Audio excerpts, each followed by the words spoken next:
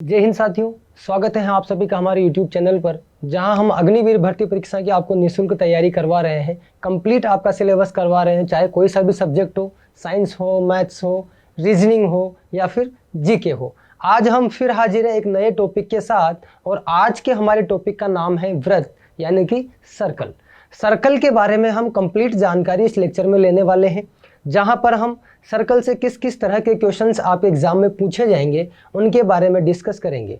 ठीक है, सर्कल्स का एरिया क्या होता है, उनका परिमाप क्या होता है, अर्ध सेमी सर्कल क्या होता है, इन सब के बारे में जानकारी इस लेक्चर में हम लेने वाले हैं।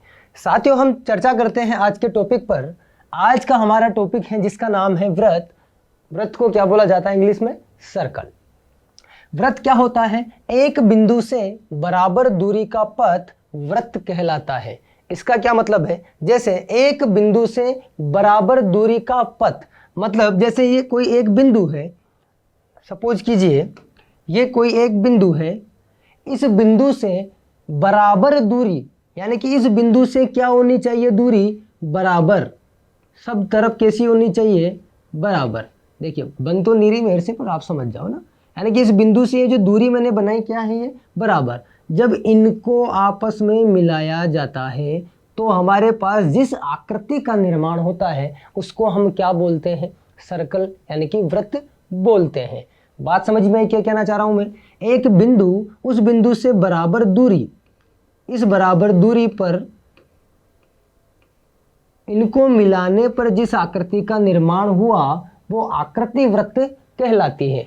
और ये जो इस बिंदु से बराबर दूरी होती है, इस बराबर दूरी को हम क्या बोलते हैं? त्रिज्या बोलते हैं। हम क्या बोलते हैं? त्रिज्या बोलते हैं। क्या बोलते हैं? त्रिज्या। बिंदु वृत्त का केंद्र कहलाता है। ये जो बिंदु होता है, इस बिंदु को क्या बोला जाता है? वृत्त का केंद्र बोला जाता है।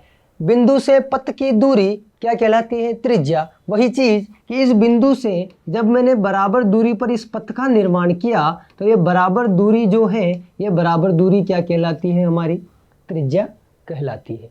बात समझ में आई? ठीक है, अपने को ये चीज समझ में आनी चाहिए। देखिए, ये मेरे पास यहां पर एक वृत्त बना हुआ है, ये पूरा क्या है? एक वृत्त। अब देखिए, इस वृत्त पर ये जो बिंदु है, ये बिंदु क्या कहलाता है? केंद्र।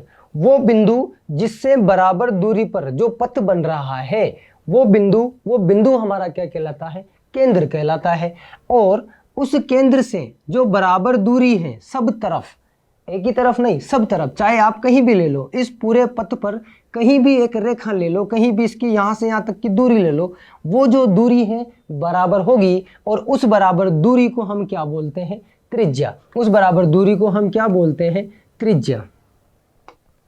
जिसको हम क्या लिखते हैं? आर, यानी कि इंग्लिश में क्या बोला जाता है इसको? रेडियस। क्या बोला जाता है? रेडियस। तो हम किससे लिखते हैं? स्मॉल आर से लिख सकते हैं या कैपिटल आर से लिख सकते हैं। ठीक है, बात हो गई। अब देखिए ध्यान से, ये जो पथ है, कंप्लीट पथ, ये जो पाथ है कंप्लीट, इस पूरे पाथ को हम क्या बोलते हैं? परिधि। क्या बोलते हैं? परिधि। यानी कि वो जो निश्चित बिंदु है, उस निश्चित बिंदु से निश्चित दूरी पर जिस पथ का निर्माण हो रहा है, वो पूरा जो पथ है, उस पथ को हम क्या बोलते हैं? परिधि बोलते हैं। सरकमफेरेंस, इंग्लिश में क्या बोला जाता है इसको? सरकमफेरेंस। ठीक है, ये पॉइंट हो गया, ये रेडियस, और ये क्या हो गई? सरकमफेरेंस। अब देखिए ध्यान से, इस बिंदु से, केंद्र बिंदु से यहां तक की दूरी, ये तो क्या कहलाती है? हमारी त्रिज्या। और ये जो कंप्लीट दूरी है पूरी, यानी कि इस ए से लेकर बी तक की जो दूरी है, ए से लेकर बी तक की जो दूरी है, वो क्या कहलाती है मेरे पास? व्यास। अब जब आप ध्यान से देखोगे तो ये भी आर है और ये भी क्या है? आर। यानी कि ये भी आर होगी, ये भी आर होगी, दोनों क्या है? त्रिज्या है। और दोनों त्रिज्या आपस में क्या है? बराबर होती है, क्योंकि बराबर दूरी पर ही जो पथ बनता है वो हमारा वृत्त कहलाता है। यानी कि जो त्रिज्या होगी वो क्या है? बराबर है। ये भी आर, ये भी आर। तो हमारा व्यास क्या हो गया? व्यास क्या हो गया? त्रिज्या का 2 गुना। तो हम व्यास को क्या लिख सकते हैं भैया? व्यास को क्या लिख सकते हैं हम कि व्यास जो है वो त्रिज्या का कितना होता है? 2 गुना होता है। त्रिज्या का क्या होता है 2 गुना। व्यास को इंग्लिश में क्या बोला जाता है डायामीटर, तो व्यास को हम किससे रिप्रेजेंट करते हैं d से, यानी कि d बराबर क्या होता है 2r। d बराबर क्या होता है 2r। ये पूरी पिक्चर समझ में आई आप लोगों को, ठीक है। ये वृत्त की सामान्य जानकारी है जो अपने को याद रहनी चाहिए कि वृत्त किसे कहते हैं, ठीक है, और वृत्त के अंदर कौन कौन से बिंदु होते हैं। पहली बात हमें याद होना चाहिए परिधि क्या होती है, फिर याद होना चाहिए त्रिज्या क्या है, व्यास क्या है, ठीक है। आगे चले, अब हम इसके बारे में डिस्कस करने वाले हैं कि परिधि का सूत्र क्या है, व्यास का सूत्र क्या होता है, त्रिज्या हम कैसे निकालते हैं, परिधि कैसे निकालते हैं, इसका क्षेत्रफल कैसे निकाला जाता है, परिमाप क्या होता है ना, इन सब चीज़ों के बारे में हम जानकारी लेने वाले हैं। आगे चले, एक बार आप लोग देख लीजिए। चलिए देखिए, अब हमारे पास जो आया वो आया वृत्त की परिधि। वृत्त की परिधि क्या थी, वृत्त की परिधि हम किसको बोलेंगे, जो पूरा सर्कल का जो पूरा पाथ है, यानी कि चारों तरफ का उसकी जो बाउंड्री है, और बाउंड्री को अपन परिमाप, लेकिन परिमाप हम अन्य चीज़ों पे कहते हैं, जैसे वृत्त हुआ, आयत हुआ, आयत का परिमाप होता है, उसकी जो बाउंड्री होती है उसको परिमाप कहते हैं, ठीक है। लेकिन वृत्त में हम उसको क्या बोलते हैं परिधि बोलते हैं, क्या बोलेंगे परिधि, ठीक है। अब देखिए ध्यान से, वृत्त की जो परिधि होती है यानी कि बाहर बाहर की जो बाउंड्री होती है उसको हम किससे निकालते हैं 2πr, किससे निकालते हैं 2πr, यानी कि वृत्त की परिधि क्या सूत्र क्या होता है 2πr होता है, जहां पर r क्या है रेडियस मतलब कि त्रिज्या, और पाई का जो मान होता है, पाई का मान क्या होता है 22/7 या 3.14, ठीक है। पाई के दो मान पॉसिबल होते हैं, पाई के दो मान पॉसिबल होते हैं, एक होता है 22/7 या एक क्या है 3.14, ठीक है। दोनों का हम यूज कर सकते हैं। इसका यूज हम तब करते हैं जनरली जब हमें क्वेश्चंस में दिया हो कि यूज हमें पाई बराबर 3.14 यूज करना है, तब हम इसका यूज करेंगे, वरना जनरली हम क्या यूज कर लेते हैं 22/7 ही यूज करते हैं। अब देखिए ध्यान से, वृत्त का क्षेत्रफल क्या होता है, वृत्त का क्षेत्रफल होता है πr², क्या होता है πr², जहां पर r क्या है रेडियस मतलब कि त्रिज्या। अब सबसे इंपॉर्टेंट चीज ये है, ध्यान से देखिएगा कि वृत्ताकार पथ द्वारा एक चक्कर में तय दूरी क्या होती है 2πr। अब देखिए कोई भी वृत्ताकार पथ है, सपोज कीजिए जैसे गाड़ी होती है, गाड़ी का अपना पहिया होता है, अब वो पहिया जो होता है वृत्ताकार पूरा अपना सर्कल के टाइप से होता है, पूरा है ना, पूरा वृत्ताकार होता है। जब वो पूरा एक चक्कर काटेगा, जैसे मान लीजिए ये कोई एक गाड़ी का टायर है, ठीक है। अब जब ये यहाँ से स्टार्ट होगा चलना, यहाँ से चला, यहाँ से चला, यहाँ से चला, यहाँ से चला, पूरा वापस कहाँ आ जाएगा, यहीं पर आ जाएगा, वापस कहाँ आ गया, यहीं पर आ गया। तो इसने यहाँ से स्टार्ट किया तो घूम के वापस कहाँ आया, यहाँ पर। तो ये जब यहाँ से यहाँ आएगा तो कितना चक्कर हुआ, एक चक्कर। जब यहाँ से वापस यहाँ आएगा तो 2 चक्कर। तो ये जब एक चक्कर यहाँ से यहाँ आया, इस एक चक्कर पर इसने क्या किया, पूरा एक परिधि को कवर कर लिया। यानी कि जब एक चक्कर काट रहा है तो वो एक चक्कर उसकी पूरी एक परिधि के बराबर है, और परिधि का सूत्र क्या होता है 2πr। यानी कि कोई भी वृत्ताकार पथ पर, कोई भी वृत्ताकार पथ पर एक चक्कर में जो तय दूरी होती है, वो एक चक्कर में तय दूरी क्या होती है भैया 2πr। ये बात समझ में आई आप लोगों को, ठीक है। अपने को दिमाग में याद होना चाहिए, क्योंकि इस तरह के प्रश्न कई बार पूछ लिए जाते हैं गाड़ी के पहिए वाले कि वो कितनी दूरी तय करेगा, इतने चक्कर में कितनी दूरी तय करेगा। तो अपने को ये याद होना चाहिए कि एक चक्कर में तय दूरी क्या होती है, उसकी एक परिधि के बराबर होती है, और परिधि का सूत्र क्या होता है 2πr, ठीक है। चलिए अगला जो हमारे पास है वो है त्रिज्य खंड। देखिए ध्यान से, त्रिज्य खंड को इंग्लिश में क्या बोला जाता है सेक्टर, है ना, इंग्लिश में क्या बोलते हैं सेक्टर। त्रिज्य खंड जो होता है, ये हमारे पास एक वृत्त है, इस वृत्त में इस बिंदु से जब एक चाप है, पूरा PQ एक क्या है चाप, इस चाप पर ये जो PQ बना, ठीक है, वो PQ एक त्रिभुज की आकृति का जो दिख रहा है आपको, हालांकि त्रिभुज नहीं है क्योंकि ये अपना PQ चाप है, सीधी रेखा नहीं है, लेकिन वैसा कुछ दिख रहा है आपको डायग्राम में, ठीक है। ये जो बनता है इसको हम क्या बोलते हैं त्रिज्य खंड, ठीक है। ये छोटा वाला और ये बड़ा वाला।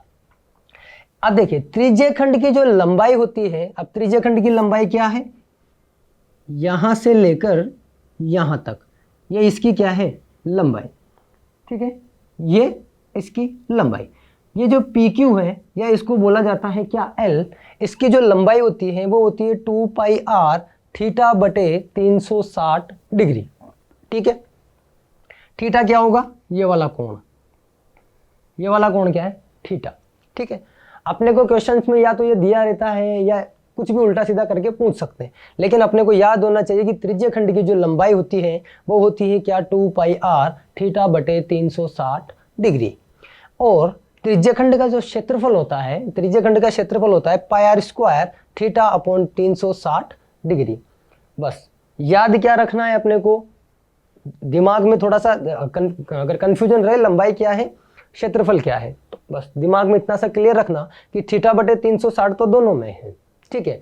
अगर वो लंबाई की बात कर रहा है यानी कि परिधि वाले एरिया की बात कर रहा है, किसकी बात कर रहा है, परिधि वाले एरिया की, और परिधि क्या होती है 2 पाई आर, तो लंबाई का फॉर्मूला क्या हो जाएगा 2 पाई आर थीटा बटा 360। और क्षेत्रफल की बात कर रहा है तो एरिया के यहाँ से क्षेत्रफल क्या होता है सर्कल का पाई आर स्क्वायर, और थीटा बटा 360 तो अपने को लगाना ही है, दोनों में ही लगाना है अपने को, इस तरह से ये याद रखना है। ये हुई किसकी बात, त्रिज्य खंड की बात। आपको त्रिज्य खंड की लंबाई भी याद रखनी है और त्रिज्य खंड का क्षेत्रफल भी याद रखना है।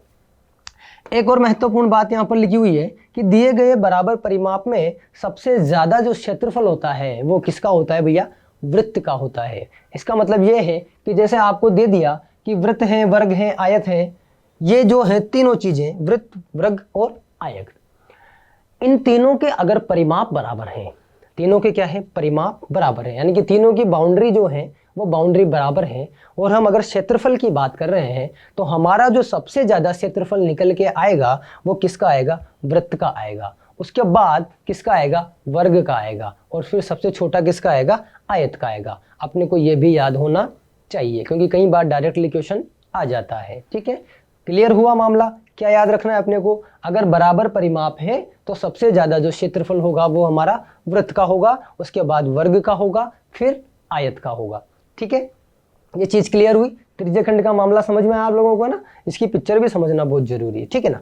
हाँ, त्रिज्य खंड की जो लंबाई होती है वो 2 पाई आर, याद कैसे रखना है, लंबाई हम परिधि से निकालेंगे, परिधि 2 पाई आर होती है, थीटा बटा 360 तो दोनों में ही आएगा।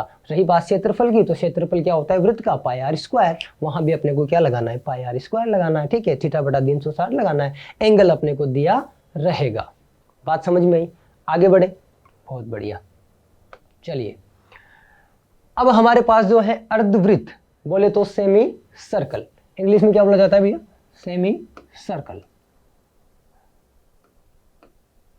सेमी सर्कल, ठीक है। देखिए अर्धवृत्त शब्द से ही पकड़ में आ रहा है, आधा वृत्त, यानी कि जो वृत्त का आधा टुकड़ा है उसको क्या बोलेंगे, अर्धवृत्त बोलेंगे, ठीक है। बात समझ में आई। अब देखिए ध्यान से, अगर मैं इसको पूरा बनाता हूं तो पूरा वृत्त बन जाएगा, सब चीजें वही हो जाएगी जो मैं भी आपको समझा के आया हूं।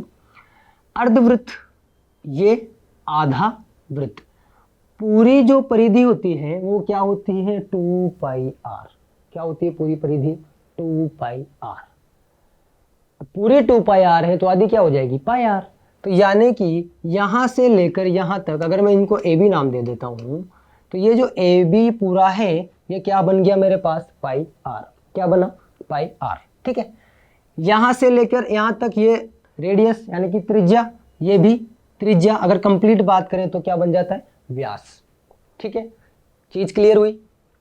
देखिए अर्धवृत्त की परिधि, अर्धवृत्त की परिधि या बोले तो इसी को हम क्या बोल सकते हैं, परिमाप, इसी को हम क्या बोल सकते हैं, परिमाप, या पेरीमीटर भी आप इंग्लिश में क्या कहते हैं, परिमाप को पेरीमीटर। तो अर्धवृत्त की जो परिधि है, अब देखिए बच्चे क्या गलती करते हैं, क्योंकि अर्धवृत्त का क्षेत्रफल जो होता है वो होता है पाई आर स्क्वायर बाई 2, क्योंकि पूरा क्षेत्रफल कितना होता है, पाई आर स्क्वायर। अब जब पूरे कंप्लीट का क्षेत्रफल पाई आर स्क्वायर है तो आधे का क्या हो जाएगा, पाई आर स्क्वायर, उसका आधा, तो ये तो हो गया पाई आर स्क्वायर बाई 2। लेकिन जब अर्धवृत्त की परिधि या परिमाप की बात करते हैं हम लोग तो क्या होता है भैया, लोग ये दिमाग लगा लेते हैं कि पूरा 2 पाई आर होता है तो आधे का तो फिर पाई आर हो गया, क्योंकि 2 पाई आर तो पूरा 2 से भाग दे दो, 2 से 2 कट गया, पाई आर आ गया। तो इसका मतलब अपना फिर अर्धवृत्त की परिधि क्या होनी चाहिए थी, पाई आर। लेकिन ध्यान देने योग्य बात यह है कि अर्धवृत्त की परिधि पाई आर नहीं होती। क्यों नहीं होती? इसलिए नहीं होती क्योंकि ये यहां से यहां तक ये तो पूरा है, ये तो पूरा है, तो ये तो पाई आर तो है यहां पर, लेकिन इधर नीचे नहीं है। नीचे पाई आर होता तो करता। परिधि का मतलब होता है कंप्लीट बाउंड्री। तो इस ऊपर वाले में ये भी तो प्लस होगा, होगा कि नहीं होगा? तो कंप्लीट क्या हो जाएगा, पाई आर प्लस आर, यानी कि पाई आर प्लस 2r क्या हो जाएगा, पाई आर प्लस 2r। हम चाहे तो यहाँ से r कॉमन ले सकते हैं और पाई प्लस 2 भी हो जाएगा। ठीक है, बात समझ में? क्या किया हमने, बात समझ में आया आप लोगों को? क्षेत्रफल में तो हम डायरेक्ट आधा कर सकते हैं, लेकिन परिधि में नहीं करेंगे, परिमाप में नहीं करेंगे, क्योंकि परिमाप में ये जो नीचे का एरिया है, परिमाप में हम कंप्लीट बाउंड्री ऐड करते हैं, चाहे वो किसी भी तरह की बाउंड्री हो, कैसे भी बेसेप भी हो ना, तो भी हमको परिमाप तो पूरा बाउंड्री कवर करना ही पड़ेगा। तो इसमें परिमाप निकालने के लिए ये तो ठीक है, कोई दिक्कत नहीं है, लेकिन ये वाला भी तो हमें ऐड करना पड़ेगा। तो क्या हो जाएगा, पाई आर प्लस 2r। देखिए, अर्धवृत्त के अंदर बने सबसे बड़े त्रिभुज का क्षेत्रफल, अगर मेरे पास एक अर्धवृत्त यहाँ पर बना हुआ है और इस अर्धवृत्त में ये ए बी जो है, इसके ए बी वाली रेखा को मैं आधार मान लूँ, क्या मान लूँ, आधार, यहाँ से और यहाँ तक, इससे बड़ा वृत्त त्रिभुज इसमें बन नहीं पाएगा। ठीक है, तो ए बी जो है इसका क्या बनेगा, पूरा व्यास। ए बी क्या है, व्यास, तो आधार क्या बन जाएगा, व्यास, यानी कि इसके व्यास को लेके जब हम इसमें त्रिभुज का निर्माण करते हैं तो वो सबसे बड़ा त्रिभुज होगा। अब इस सबसे बड़े त्रिभुज का क्षेत्रफल क्या होगा, हम उसकी बात करें तो देखिए, यहां से लेकर यहां तक ये तो कंप्लीट क्या है, 2r व्यास। ठीक है, अब देखिए, ये यहां से अगर मैं यहां तक की दूरी की बात करूं, यहां से यहां तक की दूरी की बात करूं तो ये मैं निकाल नहीं पाऊंगा। ठीक है, लेकिन मैं इस बीच वाले बिंदु से अगर सीधी रेखा इस पर डाल दूं तो ये भी मेरे पास त्रिज्या होगी, होगी नहीं होगी? क्योंकि मध्य यानी कि बिंदु से जो है केंद्र बिंदु से कहीं भी मैं रेखा खींच रहा हूं तो वो त्रिज्या कहलाती है, और त्रिज्या क्या होती है, बराबर होती है। तो ये अगर r है तो ये भी क्या होगी, r। जब आप ध्यान से देखोगे तो इस त्रिभुज में ये जो मैंने ये बनाया यहाँ से लेकर यहाँ तक, ये इस त्रिभुज की क्या हो जाएगी, ऊंचाई हो जाएगी। क्या हो जाएगी, ऊंचाई।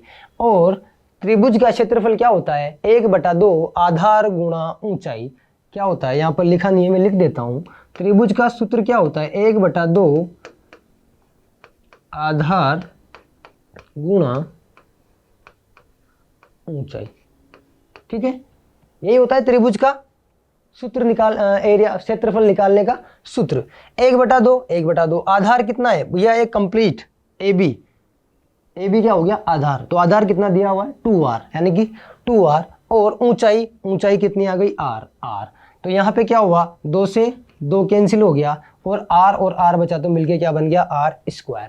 तो अपने को डायरेक्ट याद रखना है, क्या याद रखना है कि अर्धवृत्त के अंदर बने बड़े से बड़े त्रिभुज का क्षेत्रफल क्या होता है, डायरेक्ट याद होना चाहिए आपको, क्या होता है, r²। क्या होता है, r²। ये पिक्चर समझ में आई पूरी? ठीक है, अर्धवृत्त का मामला समझ में आया आप लोगों को, क्या होता है? ठीक है, आगे चलिए। अब हमारे पास कुछ उदाहरण हैं, यानी कि कुछ क्वेश्चंस हैं जो वृत्त पर बनते हैं, हम उनके बारे में डिस्कस करने वाले हैं, किस तरह के क्वेश्चंस यहाँ पर बनेंगे। देखिए, पहला क्वेश्चन, एक वृत्त की त्रिज्या 14 सेंटीमीटर है, यानी कि अपने को r दिया हुआ है कितना, 14 सेंटीमीटर। तो वृत्त का क्या निकालना है भैया, क्षेत्रफल निकालना है। अब देखिए, वृत्त का क्षेत्रफल क्या होता है, पाई r², यही होता है। पाई का मान 22/7, r कितना है, 14 का स्क्वायर। ठीक है, तो क्या हो जाएगा, ये 22/7, 14 गुणा 14, 7 से कितनी बार गया, 2 बार, तो ये कितना आया, 22 को 2 से करेंगे 44, गुणा 14, ठीक है। 14 को 4 से किया 56, 5 61, 61 सेंटीमीटर स्क्वायर, ये मेरा क्या हो गया आंसर, ठीक है। कैसे निकाला समझ में आया? अपने को त्रिज्या दी हुई थी, ठीक है, क्षेत्रफल निकालना था। अपने को पता है कि सर्कल का क्षेत्रफल निकालने का सूत्र क्या होता है, पाई आर स्क्वायर। मैंने पाई आर स्क्वायर लगाया, पाई की जगह क्या रखा 22/7, कहा था मैंने पाई की जगह क्या रखना है 22/7 में रखना है। पाई की जगह मैंने 22/7 रखा, आर मतलब 14 दी हुई है, 14 का स्क्वायर किया। 14 का स्क्वायर का मतलब 14 को कितनी बार गुणा करना है, 2 बार गुणा करना है। 7 से 14 कितनी बार कैंसिल हुआ, 2 बार। और जब 22 को मैंने 2 से गुणा किया तो कितना आया 44, और 44 को 14 से गुणा किया तो कितना आया 616 सेंटीमीटर स्क्वायर। बहुत बढ़िया। अगला क्वेश्चन देखिए, अर्धवृत्त का परिमाप है 36 सेंटीमीटर, तो इसका क्षेत्रफल क्या होगा। अब देखिए यहाँ पर डायरेक्ट कुछ दिया हुआ नहीं है अपने को ना, अपने को दिया हुआ है परिमाप, परिमाप दिया हुआ है और परिमाप से हमें क्या निकालना है, क्षेत्रफल निकालना है। यानी कि ना हमें त्रिज्या पता है, क्योंकि अगर हमें त्रिज्या पता होती तो हम सूत्र लगाते आंसर निकाल लेते, ठीक है, लेकिन हमें त्रिज्या नहीं पता।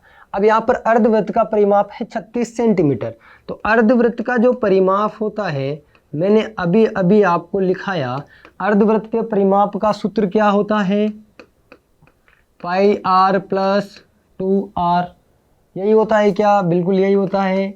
r में क्या कर सकता हूँ, कॉमन ले सकता हूँ, तो पाई प्लस 2 नहीं हुआ, हो गया, ठीक है। अब देखिए ध्यान से, ये r पाई प्लस 2, इसका मान मुझे दिया हुआ है कितना 36, कितना दिया हुआ है 36। तो मैं यहाँ से क्या कर सकता हूँ, पाई की जगह 22/7 प्लस 2 बराबर कितना आया 36 आया, कितना आया 36, ठीक है। चलिए सोल्व कीजिए, एलसीएम लिया कितना आया 7, तो यहाँ कितना बचा 22, यहाँ पर 14 और ये 36, ठीक है। अब यहाँ कर लेते हैं हम, यहाँ किया तो r 22 और 14 कितना हुआ 36/7 बराबर में कितना दिया हुआ है 36। तो यहाँ से r का मान कितना आया 36, 7 उधर जाएगा गुणा में हो जाएगा और ये कहाँ जाएगा भाग में, 36 से 36 क्या हो गया कैंसिल, तो r का मान कितना आया 7 सेंटीमीटर। ये 7 कैसे आया समझ में आया। अब मेरे पास क्या आ गई, त्रिज्या आ गई, त्रिज्या आ गई, मुझे क्या निकालना है क्षेत्रफल। अब देखिए वृत्त नहीं है अर्धवृत्त है, तो क्षेत्रफल क्या होता है अर्धवृत्त का, पाई आर स्क्वायर बाई 2। पाई क्या हो जाएगा 22/7, आर क्या था 7 आया था, 7 गुणा 7 और बटे में क्या चल रहा है 2 भी चल रहा है, 7 से 7 गया, 2 से ये कितनी बार जाएगा 11 बार, तो कितना आया 11 गुणा 7 यानी कि 77 सेंटीमीटर स्क्वायर अपना क्या आ गया भैया आंसर। बात समझ में आई क्या किया अपन ने, अपने को परिमाप दिया हुआ था और क्षेत्रफल पूछा था, तो मैंने क्या किया परिमाप से सबसे पहले मैंने त्रिज्या निकाली, क्योंकि अगर मेरे पास त्रिज्या नहीं होगी तो मैं क्षेत्रफल निकाल ही नहीं सकता। तो मेरा सबसे पहली कंडीशंस क्या होनी चाहिए कि मुझे त्रिज्या निकालनी है, और त्रिज्या कहाँ से निकालनी है परिमाप से, क्योंकि मुझे परिमाप दिया हुआ था क्वेश्चन में, ठीक है। तो मुझे ये पता होना चाहिए कि परिमाप का सूत्र क्या होता है। परिमाप का सूत्र अगर अपने को याद है वहाँ से त्रिज्या निकालो और डायरेक्ट सूत्र में मान रखो, आंसर प्राप्त कर लो। परिमाप क्या होता है pi are plus 2r, r क्या हो जाएगा पाई प्लस 2, ठीक है। r क्या ले लिया था मैंने कॉमन ले लिया था, ये अपने को क्वेश्चन इसमें दिया हुआ है, सोल्व किया कैलकुलेशन की तो अपना ये क्या आ गया आंसर, ठीक है। क्वेश्चन समझ में आया कैसे किए, चलें आगे, बहुत बढ़िया। चलिए कुछ और क्वेश्चंस हैं यहाँ पर, ध्यान से देखिए। एक वृत्त का क्षेत्रफल 1386 मीटर स्क्वायर है, इसकी परिधि क्या होगी। ध्यान से देखिए, अपने को क्षेत्रफल दिया हुआ है, कितना 1386 मीटर स्क्वायर। क्षेत्रफल क्या होता है?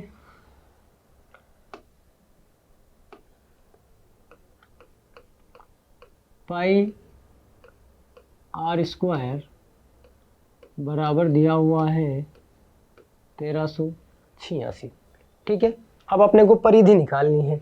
ठीक है, चलिए पाई आर स्क्वायर बराबर क्या हो जाएगा 1386 बटे पाई। पाई का मतलब 22/7। तो 7 कहाँ चला जाएगा?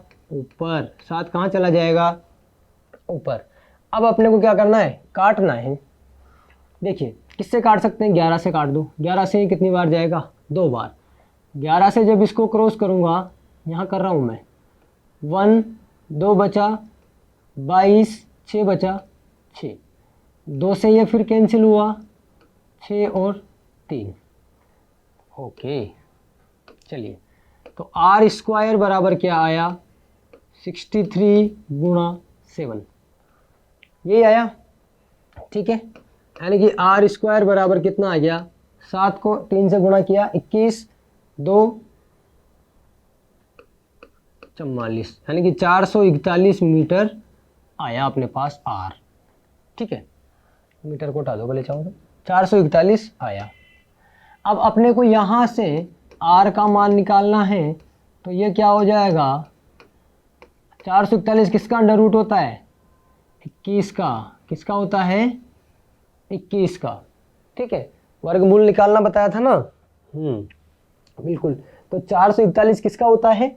21 का। अब देखिए यहाँ से मेरे पास रेडियस यानी कि त्रिज्या कितनी आ गई? 21 आ गई। अब बस सिंपल क्या निकालना है? परिधि निकालनी है। और वृत्त की परिधि क्या होती है? 2πr, यानी कि 2 गुणा 22/7। आर कितना आया? 21। ये कैंसिल हुआ कितनी बार? 3 बार। कितना आया? 22 गुणा 6, 6 दुआ 12, 1 12 और 1 3, कितना आ गया? 132 मीटर। ये अपना क्या आया? आंसर। ठीक है, बस कुछ नहीं किया। अगर अपने को सूत्र याद हैं, फॉर्मूले याद हैं, तो हम डायरेक्ट अपने क्वेश्चन से अप्रोच कर सकते हैं। सिंपल सी बात है, अपने को बस ये पता होना चाहिए कि परिधि का सूत्र क्या है, सर्कल का एरिया का सूत्र क्या है। ठीक है, सब चीज़ें अपने को याद होनी चाहिए। एक और क्वेश्चन हमारे पास दिया हुआ है, उसको भी देखिए। एक वृत्ताकार पहिए की त्रिज्या 14 सेंटीमीटर है, यह 25 चक्कर में कितनी दूरी तय करेगा? ये बिल्कुल वही क्वेश्चन है जो मैं आपको समझाया था। जैसे सपोज कीजिए ये कोई वृत्ताकार पथ है। अब एक वृत्ताकार पहिए की त्रिज्या, यानी कि मान लीजिए कोई पहिया है जो वृत्ताकार है, इसकी जो त्रिज्या है, यानी कि इसकी जो त्रिज्या है ये 14 सेंटीमीटर है। कितनी दी हुई है? 14 सेंटीमीटर। यह 25 चक्कर में कितनी दूरी तय करेगा? अब देखिए गाड़ी का पहिया ऐसा ही कुछ होता है। जब ये यहाँ से स्टार्ट करेगा चलना, पूरा स्टार्ट किया तो एक चक्कर में कितना तय किया इसने? एक परिधि, यानी कि एक चक्कर में जो तय दूरी होती है, एक चक्कर में तय दूरी वो कितनी होती है? 2πr। एक चक्कर में तय दूरी कितनी होती है? 2πr। ठीक है, अब अपने को कितनी निकालनी है? 25 में निकालनी है। 25 चक्कर में, 25 ही दिए हुए हैं ना। 25 चक्कर में तय दूरी निकालनी है। तो 25 चक्कर में निकालनी है तो 25 से क्या कर दो? इसको गुणा कर दो। बस सोल्व कर लो, आंसर आ जाएगा। 25 2 22/7। आर कितनी है? 14। 7 से कितनी बार गया? 2 बार। तो कितना आया ये? 25 गुणा 22 गुणा 4। ठीक है, कितना हो गया? 25 गुणा 88। अब बस इनको गुणा कर दो, आंसर आ जाएगा। ठीक है, कितना हो गया? 8 5 40, 4 8 2 16 और 4 20। 0 0 2 2, यही आया क्या? चेक कर लो एक बार कैलकुलेशन। ठीक है, देख लो। एक चक्कर में तय दूरी 2πr, त्रिज्या कितनी है? 14। तो 25 चक्कर में कितनी हो जाएगी? एक में 2 पाई आर है तो 25 में 25 2 पाई आर हो जाएगी। 25 गुणा 2 पाई आर 25, 2 पाई का मतलब 22/7, आर मतलब 14। 7 से 14 कितनी बार गया? 2 बार। कितनी बार? 2 बार। 25 गुणा 22 गुणा 2 से 2 4 आया। 25 गुणा 4 दुआ 8, 4 दुआ 8, तो कितना हो गया? 88। अब 25 को किससे गुणा करना है? 88 से। तो 8 को 5 से किया 40, 40 का 0, 4 चला गया उधर। 8 को 2 से किया कितना आया? 16, 16 और 4 20, 20 यहाँ पे लिख दिया। तो यही 200 यहाँ आ जाएगा। ठीक है, तो ये 2 और ये 2, तो ये कितना आ गया? सेंटीमीटर दिया हुआ है। तो ये कितना हो गया? ये आंसर। ठीक है, इस तरह से क्वेश्चंस करने हैं। इस तरह के क्वेश्चंस आपके सिलेबस में आते हैं लगभग। इससे ज़्यादा लेवल के जीडी में नहीं पूछे जाएंगे जहाँ तक मुझे उम्मीद है। ठीक है, फॉर्मूला बेस्ड क्वेश्चंस आप लोगों के आते हैं, तो मेरी बस आपसे यही रिक्वेस्ट है कि आप लोग फॉर्मूले सारे याद रखिएगा, चाहे वो वृत्त हो, अर्धवृत्त हो, त्रिज्यीय खंड हो, या ये पहिए वाले क्वेश्चन हो। ठीक है, अगर आपको फॉर्मूले याद हैं तो भले क्वेश्चन कैसे भी घुमा फिरा के आपसे पूछ सकता है कि परिधि देके क्षेत्रफल निकाल ले, क्षेत्रफल देके परिधि निकाल सकता है, कुछ भी निकलवा सकता है। लेकिन अगर अपने को फॉर्मूले याद हैं और अपनी कैलकुलेशन की स्पीड अच्छी है हमारी, देखिए ऐसे क्वेश्चंस जो होते हैं वो करने हमें इसी तरीके से पड़ेंगे, फॉर्मूला लगाकर ही क्वेश्चंस करने पड़ेंगे। लेकिन हमारी स्पीड कब आएगी अच्छी? जब हम इसकी ज़्यादा से ज़्यादा प्रैक्टिस करेंगे। तो आप लोग जितनी प्रैक्टिस करेंगे मैथ्स में आपके उतनी ही स्पीड आएगी, क्योंकि स्पीड का ही खेल है भैया एग्जाम में। ठीक है ना, 15 क्वेश्चन आएंगे, अगर हम धीरे धीरे करने लगेंगे तो फिर हमारे वो मैथ में 15 ही क्वेश्चन होंगे, बाकी क्वेश्चन आपके छूट जाएंगे, आप अटेम्प्ट ही नहीं कर पाएंगे। तो आपको अपनी स्पीड बढ़ानी है। ठीक है, और स्पीड बढ़ाने का सिर्फ एक ही तरीका है, ज़्यादा से ज़्यादा क्वेश्चंस सोल्व करना। तो आप लोग जितने ज़्यादा क्वेश्चन सोल्व करेंगे उतना ही आपके बेनिफिट होगा। ठीक है, ये हमारा था वृत्त, जिसके बारे में हमने कंप्लीट अध्ययन किया। अर्धवृत्त के बारे में पढ़ा, त्रिज्यीय खंड के बारे में पढ़ा, सब कुछ हमने वृत्त के बारे में सामान्य जानकारी ली। ठीक है, मिलते हैं हम अगले लेक्चर में एक नए टॉपिक के साथ। तब तक के लिए जय हिंद, जय भारत।